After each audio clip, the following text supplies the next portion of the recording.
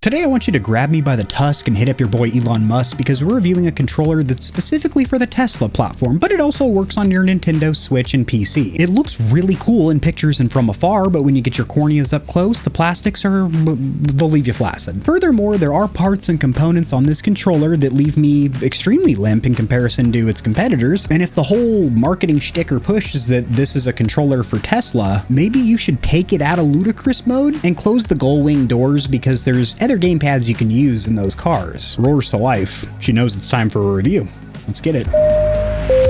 This is your controller captain. We've reached 6,900 feet. Go ahead and start flicking the sticks and mollywopping the back paddles. You don't like back paddles? How about those rear buttons? We've tested almost 100 custom and premium controllers, and we're only at the beginning. You need a thumbstick guide or tutorial on how to overclock your controller? Check out the controller playlist. Bing bong. Controller captain out. A quick disclaimer for my audience, the Stallions and Stallionettes. This controller was sent for review, but this is going to be an honest, comprehensive review. I haven't been paid or told to say anything about it, so if there's any cons, shortcomings, or areas of improvement, you're going to hear about it. So these companies make better products over time. As for the packaging and included accessories, I want to get a major point of confusion out of the way right up front, and that is the actual name of this controller. You look at it and you're seeing Solaris, EOS Pro, which one's the make, which one's the model. Nowhere on this box that I can see, other than maybe some freakishly small text or font, displays the actual make or manufacturer of this controller, which is FanTech. So if you try and Google Solaris EOS Pro, or even type in EOS Pro controller, it takes you to a bunch of industrial applications, Cisco style server bullshit, but no controllers. And I don't know why FanTech is trying to separate themselves from this EOS Pro gamepad. Maybe it's a new offshoot or division of controllers, but just like Nacon has their offshoot and just like PDP has Victrix, perhaps that's what they're trying to do here with more budget oriented gamepads and then premium or pro controller joints. But to me it makes no sense as to why FanTech is nowhere on here other than the actual logo, but who really knows what the FanTech logo looks like. The next interesting note is going to be this additional platform you've never seen on a box, and that is Tesla vehicles. That's right, not the entry-level joints like the Model 3, which is basically like a normal mid-size sedan, like a Honda Accord, but with an electric motor, but the cool upper-end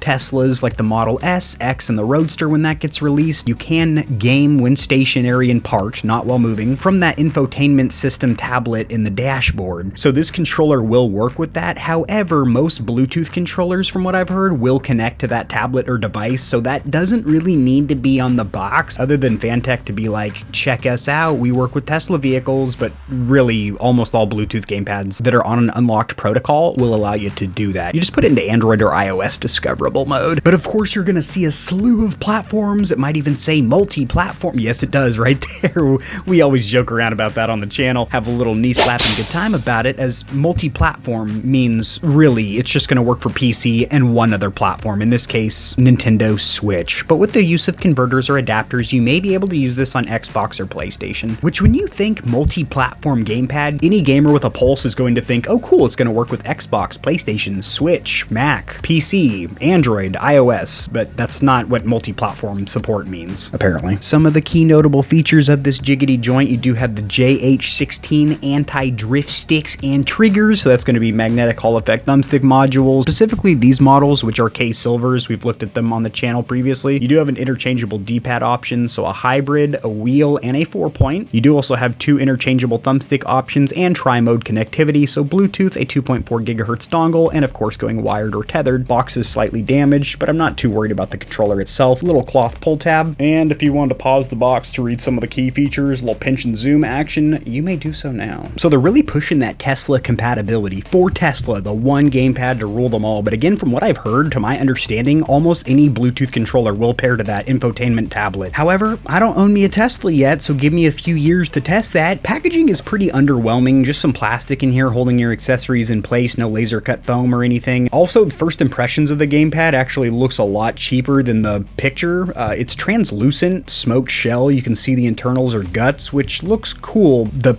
paint job actually looks like it's already somewhat fading and just not a very high quality print. Luckily your accessories are held in place pretty good though. As for included accessories, you are going to have this placard, which is your warranty information as well as product registration, a little QR code you can scan on there, and a little plug for the socials, of course. Little rice paper card, which is a thank you letter from the founder and CEO, Fandy P. It almost looked like Randy, but that's Fandy as in Randy with a fanny. You do also have what is the equivalent of the scuff precision rings, which add a little bit of resistance. When you put these over the the stem or shaft of your thumbstick, so it actually makes contact with the front faceplate and gives you a little bit of increased resistance if you don't have thumbstick modules with built-in increased resistance. You are going to have your two swappable thumbstick cap options, which are just held on with friction, pop off with a good amount of force the first couple times, but then they loosen up. These feel incredibly cheap in comparison to a lot of these swappable thumbstick caps on the market, even the plastic ones that are held on with friction. These just feel like an absolute toy, but it is nice that they are included, I will say that. You do also have 3 D-pad options, which is very nice that those are included. You have the wheel pre-installed, and then you have a hybrid, which is, sure enough, both a wheel and a 4-point, although it's much more of a wheel than a 4-point. Then you do have that typical OG 4-point, and then your 2.4 gigahertz dongle, which I do like is small, compact, not some big stick of gum looking ass thing sticking off the front of your console or tower, and it does have these lines, this rib design, which makes it easy to grip and pull. Then you have a very short rubber USB-C cable, not braided or microfiber, no rubber tie back, just this little snip and throw, and some very interesting pattern or design cut into the USB A and C end. I'm not too crazy about it, but it does make pulling it out easier. And then the instruction manual, pamphlet, or brochure isn't the best thing in the world. Font is rather small. You have English on this side and not English on this side. As for the cosmetics or appearance, it's a pretty sad story because it starts as a beautiful tale because the pattern that you see online when you're shopping for this controller looks really cool, but then you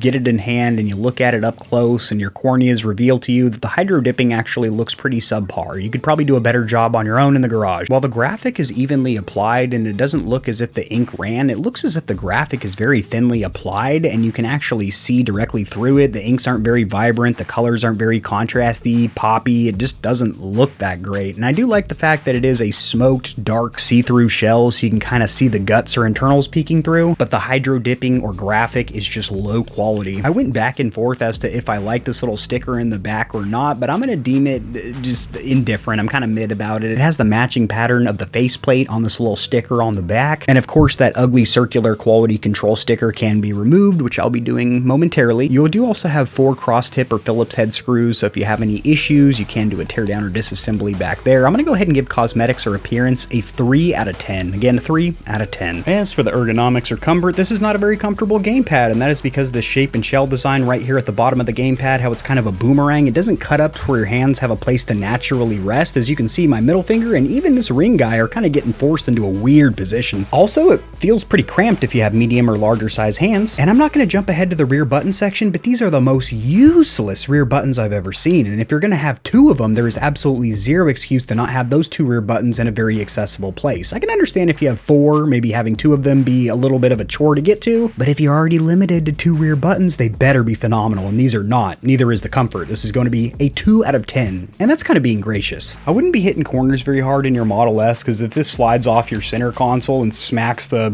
well, everything's coated in Alcantara and a Tesla, but if it hits one of the non-padded surface areas, I don't think this sucker is going to make it because the plastics used feel incredibly flimsy, cheap, hollow, tinny, the same words that I use in all of my controller reviews to describe a cheap feeling piece of shit. What really screams I'm a cheap gamepad is going to be everything from this 3.5mm headphone jack, kind of a weird imperfection where the front faceplate and rear shell meet. Hopefully you can see that if I get you nice and close like. And all the components feel rather toyish. These face buttons, which I've seen in $30 gamepads for the last 3 years or so. These swappable thumbstick caps, which I know are dime a dozen, or actually cheaper. And all the plastics, including, unfortunately, the faceplate and rear shell, which your hand's going to be making contact with at all times, feels like an absolute toy. I'm going to give perceived build quality a 3 out of 10, warranty section at the computer. As for their warranty information, it's kind of a chore to get to because there's 2 manufacturer websites. You got this version over here, GameXJoe.com. That ain't the one. FanTech World, that's going to be for your North American customers. And then instead of having to scroll all the way to the bottom like most manufacturer sites, come over here to warranty policy, and that'll take you where you need to be. 12 months, 1 year of coverage. And something to note, defects caused by disassembly of the product, third-party modification, neglect, wrongful use are not going to be covered, so just don't do a teardown or disassembly. If you've got an issue, try and cash in that 12-month warranty. Also, this is always fun when manufacturers put this little catch-all in here, defect caused by normal wear and tear, because they can really deem anything normal wear and tear. Oh, your battery just degraded over time. FanTech, I'm within the 1 year of warranty, so you should really honor a replacement for a non-faulty unit. Also, if you have any elemental abilities equipped and you're casting lightning bolts, fireballs, water splashes, or anything like that, just don't do it. Any events of force maneuver or majeure, Not covered, brother. As for the D-pad or direction buttons, it fills my heart with a deep sorrow and sadness. It does include 3 swappable options, but they all equally suck ass. The plastics used are incredibly cheap, and more importantly than that, the actual mechanism to actuate the switches feels very sloppy, not secure. It is a typical membrane switch under there, so just a rubber plunger mechanism, but even comparing it to other membrane D-pads on the market does not feel good whatsoever. At least it's quiet. Shh, that's good, so you're not going to hear anything from it, but you are going to feel that sloppy, toppy, loosey-goosey feeling, like you're fisting a jar of mayonnaise. I'm going to go ahead and give it a 2 out of 10. As for the face or action buttons, they do look really sick cosmetically, looking as if it's sunken in a few millimeters, although really the button, the jewel is still kind of on the surface, just a little eye trick, an ocular illusion, if you will. Just like it's an ocular illusion when you're on the landing page and you think, wow, that is a slick looking gamepad, and then you see it in person and you're like, wow, the hydro dipping looks like a child did it in their uncle's garage or something. Actuation force on the face buttons is a pretty good balance of being light and also not giving you false actuations. I do also like the shape, as these are relatively flat in comparison to Xbox buttons, which are hella rounded. Size and spacing, I don't have a huge complaint other than the fact they're a little bit closer together than I'd like, but that's common with almost all controllers. I'm gonna go ahead and give the face or action buttons a 4 out of 10. They're serviceable, they work. As for the accessory button suite, so that's gonna be all these additional buttons, the FanTech logo, which works as a home button, the start, select, plus and minus, which is gonna be for the chat game blend on the 3.5mm headphone jack. I don't like to use the word hate because it's a really strong word, so I'm just gonna say I strongly dislike these accessory buttons. These ones here are sunken really far into the front shell, so it makes them kind of a chore to hit. Also, this little rocker feels very loose and unsecure with a bunch of side-to-side play or wiggle. None of this is very confidence-inducing or easy to hit. I'm gonna go ahead and give it a 4 out of 10. 4 out of 10. As for the thumbsticks, analog sticks, joysticks, front stinks? Yeah, these sticks stink. Thumbsticks that stink. They are magnetic Hall effect thumbstick modules, which the manufacturer plasters on the landing page. You'll never have to worry about stick drift. We've debunked that because you can get stick drift with magnetic Hall effect thumbstick modules. It's a lot less likely than those potentiometer joints because all that can go out on you is a recentering spring which loses tension, but you can get stick drift with magnetic Hall effect thumbstick modules. These do not feel good. We're going to start with the anti-friction rings around the outside of the thumbstick gates, which are pretty jagged and rough. Completely the opposite of what you would like from a anti-friction ring. Takes away the friction, anti-removal of the friction when you're at full lock. But you do get RGB glow around the outside of the thumbstick gates. That's cool. Still probably recommend disabling it to eke out a little bit more battery life, which we'll talk about later. Isn't great either. The rubber or silicone compound used is pretty garbage. In fact, it's a lot harder than I would like, which is good for durability, but not great for grip. The other option that is included is a high concaved option, but that's more of a mid-rise. I'd like if this was a little bit higher. Also, I'd like if there was a domed option, so a different shape. But really you have mid-concaved and high concaved. But let's get it to the PC for a little bit of testing and gamepad tester, shall we? All right, my doggies off the leash wander in the yard. We've got a Switch Pro controller over here in GPT or gamepad tester, and as you see, perfect resting value of 0.0s across the board. Generally, the most common resting values of well-tuned or calibrated potentiometer and Hall effect thumbstick modules is going to be either 0.00002 or 0.00392, but this is wonderful as well, obviously. Now, there's no weird inner or outer dead zones, but I will say these can be a little bit sporadic at times where they jump from a lower input around this 10 to 15% mark to around 30%, just jumps from there to there. But I've only noticed this a couple of times and I can't get it to replicate that now. I'm trying to get it to do what I'm talking about and I can't get it to do it in either gameplay or gamepad tester, so maybe that massaged itself out. Let's run a circularity test, shall we? To get a visual representation of what these bad boys are doing, and what they're doing is staying true and blue, which is what we like to see. Blue is the best color. If you are colorblind, this is completely blue, but lower number better here, just like golf right here, under 1 percentile. Love to see that. As for the bumpers, they are clickety, clackety, annoying, slick, have no grip, and just don't look the best as they are gloss or piano black and will collect micro scratches and fingerprints like nobody's business. Look, they're already doing it. Also, there is zero grip up here, no dots, stippling, grip, just some of the shiniest, slickest plastic you've ever seen. They're also obnoxiously loud for no reason, as they still feel like they're membrane, not mechanical, but louder than most mechanicals, so you don't get the best of either world.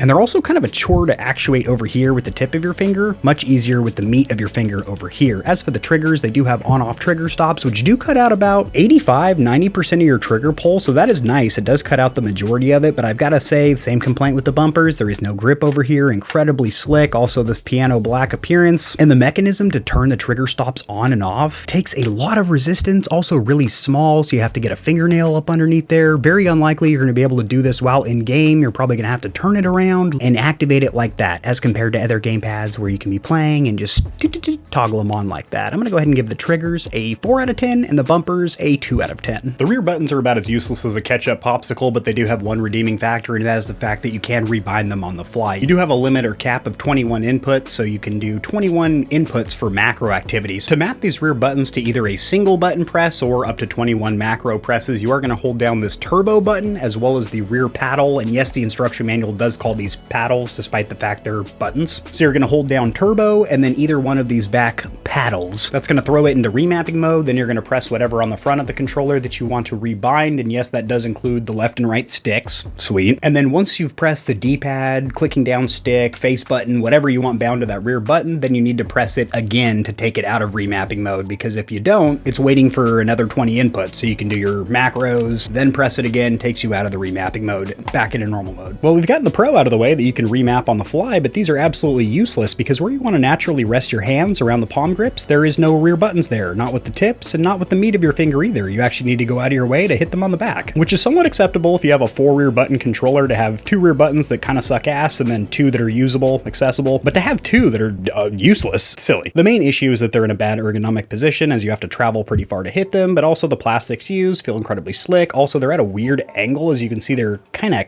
cocked out a little bit. Doesn't feel great. In fact, you kind of want them swooped the other way so it cups your finger in there. This is kind of pushing it away. Overall, I'm going to give this rear button suite, which is not sweet, a 2 out of 10. As for battery life, the 600 milliamp hour battery should get you around 18 hours of standby time, but notice they only list standby time, not actual use time, which is interesting. But in my testing with the lights on, I was getting around 6 hours, so that is not phenomenal at all. But with the lights off, you could squeak out around 9 hours. And charge time is approximately 3 hours as listed on the website, which falls in line with my IRL around 2.5 hours to charge. Doing a little input lag or delay test in Gamepad LA, as you can see, recognized as a Switch Pro controller, and we're going to run a 2000 sample test, shall we? We're just going to keep spinning and grinning. Need to get to that 100% mark. Right now, we are about 8 milliseconds of input lag or delay. Bam. So this is fantastic information. We are clear as day at 125 Hz stock clock for around 8 milliseconds of input lag or delay. Pretty low jitter as well. I want to see what X input test is telling us. All right, spinning and grinning. What the hell? Oh, that's right. This is currently in switch mode, so we do need to force this into X input mode in order to do that. I'm going to run ReWASD, which isn't hard to do because luckily this controller is supported in ReWASD. For some reason, it's saying I have a trial here. I've been a unlocked ReWASD full supporter customer for a long time. I don't know what the fuck's going on here with the trial thing. Clicking vibrate, it will indeed activate the rumble force motors of the controller. And we're going to select this switch to 360 profile and then apply to slot 1. And now behind my head, you can see it is activated, running this profile. And now when we launch X input tester, my good friends, there it is. Now it's like, yep, you're right, brother. That is an X input controller. You have an Xbox 360 controller plugged in, which is pretty goddamn slow. 8 milliseconds of input lag or delay. Also some sporadic stutters and sputters in there, which you're not going to notice during Gamepad LA. But you are going to see it during X input test because you get a lot more visual representation. See these little jitters, these little pop-ups here, 11s all throughout. Not good for consistency, I tell you, which is indicated right here by the fact that the minimum and maximum are very far, and it's not outliers because there is 0 of those. They're just all over the goddamn road. Jitter also higher than I'd like to see as well, but we are indeed on 8 milliseconds of input lag or delay on 125 Hz stock clock. Let's go wireless. All right, going wireless with that okay, nothing's happening. Hello. I had a hell of a time getting this thing up and running with the wireless dongle. Reason being, you need to put this toggle or slider in the back into the Windows mode, which it does tell you to do in the instruction manual, which of course I read. But I also needed to turn the controller off and then back on a couple of times, and then it just remembered where it was, and everything's fine now. And you do, of course, need to be running ReWASD in the background to spoof it. Oh my God, those are some big numbers. We don't like that. Also, I'm going to be sitting here for a long time, taking a nap. My wrist is getting tired already because the computer is not receiving its 1000 samples very quickly. Holy bejeez. So it's looking about between 16 and 30 milliseconds of input lag or delay. Yeah, you were on the money there, Kevin. Between 1.5 on the low end and 80 on the high. So the consistency's out the window. Peak speed's also freakishly slow as well. Steer clear of the dongle by all means, by all costs. Interestingly enough, this controller is recognized in the Lord of Mice overclocking software as an Xbox Xbox 360 controller for Windows, and that is with REWAs turned off, so this isn't being spoofed. It's just defaulted to that. It is showing 4 to 8 milliseconds of input lag or delay when not overclocked. Let's try and overclock it, shall we? Okay, unplug. Replug. It's showing us the things that we like to see, that it is overclocked at 1000 hertz for 1 millisecond of input lag or delay. Let's test that theory, shall we? Oh shit. Blood. Okay, so down here, it doesn't appear to have made any difference, but looking at the numbers, I saw a lot more 3s and 5s in there than the first polls. Yeah, absolutely. It went from 8 milliseconds down to around 5 milliseconds on a 250 hertz clock. Why it's not showing 250 there, we got 5 outliers, which are going to be these large sporadic numbers up there. But I would say yes, not pulling rate locked, and yes, overclock this controller. I'm seeing a lot more 4s, 5s than the 8s that we were originally seeing. Also, I would steer well and clear of that dongle, because not only could I not overclock it, but the stock performance was shitty as hell. Just go wired or tethered if you're on the PC, I guess, or Tesla side of the house. Who's really picking this thing up for a Tesla? Also, some additional control that you have on board the controller just on the fly with a combination of button presses is going to be controlling the vibration motors, the lighting, so dimming it and turning it off completely, and turbo, which is a feature I personally never use, but if you want to, it's here. As for converter or adapter support, with the Brook Accessories XB2, you do have full access to the Xbox Series consoles. It did work with the dongle plugged into the USB port, however, it did have some skippy, stuttery consistency issues that I didn't notice when I went Bluetooth mode, and it doesn't matter if you're in iOS, Android, or Nintendo Switch mode, it's using the same Bluetooth card, you get the same performance and speeds, and that's what I recommend you do if you're using a converter or adapter for consoles. Same exact situation on the PS5, except you can only navigate the console and play PS4 games. You'll get a little error message when launching PS5 games. This controller currently isn't listed on Amazon, but taking a look at the manufacturer's website, it is listed for $48.80, very awkward MSRP, but currently on sale for $43.90, also a very weird numerical value. Now this does have a couple of colorways or themes. You got this one, and that one. Doesn't affect the price. Never worry about stick drift ever again. Bullshit. This does have a 3.5mm headphone jack, which is becoming more of a rarity in 2024. In addition to the Hall Effect thumbstick modules, this does have Hall Effect triggers, which aren't nearly as much as a selling factor, point of failure as potentiometer Hall Effect thumbstick modules. So it triggers, it's nice to have, but not as big of a deal as these bad boys. So as for the pros, cons, and verdict, we'll start with the cons, shortcomings, or areas of improvement. This looks and feels like a very cheap controller, but it is a pretty cheap controller at $44. It's also very confusing. What's the actual name of the controller? The company's FanTech, but they also have another name for another region. And nowhere on the box does it really say FanTech, other than maybe a little fine print saying like owned by parent company FanTech. Furthermore than that, the entire shtick or marketing push of this controller is the fact that it's the one to be used with Tesla cars, which, as I mentioned earlier, I did a little research on the topic, busted out my lab coat and polished off my beaker, so to speak, and it appears as if a lot of Bluetooth controllers that aren't locked down with some kind of funky protocol can be used in Tesla cars. So if that's the only key selling feature of this controller, that's not a big deal. And looking at this as a gamepad for PC, oh boy. Hey, big boy.